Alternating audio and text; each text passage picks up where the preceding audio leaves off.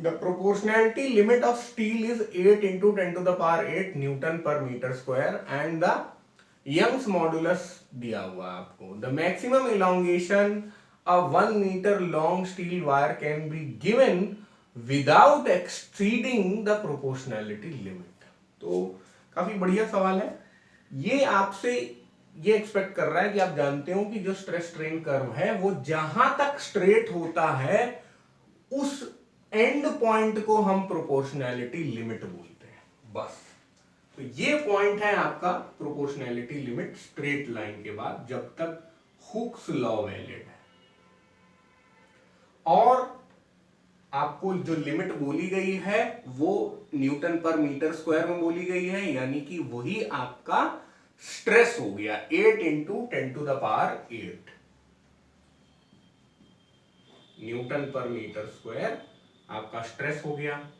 इस पॉइंट पे आप स्ट्रेन कैलकुलेट कर सकते हैं, क्योंकि जो यंग्स मॉडुलस होता है वो इसका स्लोप होता है 2 into 10 to the power 11 newton per metre square, इस क्वेश्चन के हिसाब से.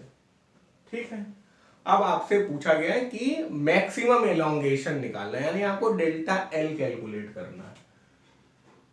तो बस स्ट्रेस अपॉन स्ट्रेन, पुराना ज्ञान,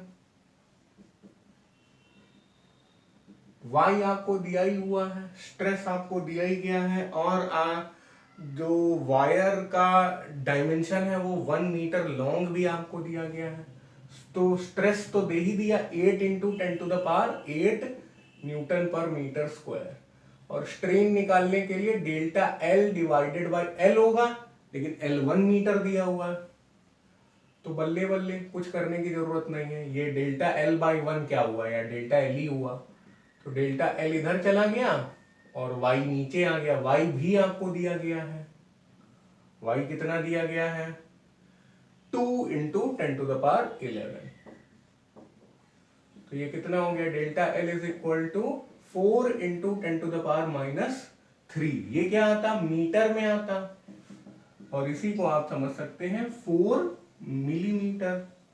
तो बस आपका आंसर आ गया ऑप्शन नंबर 2.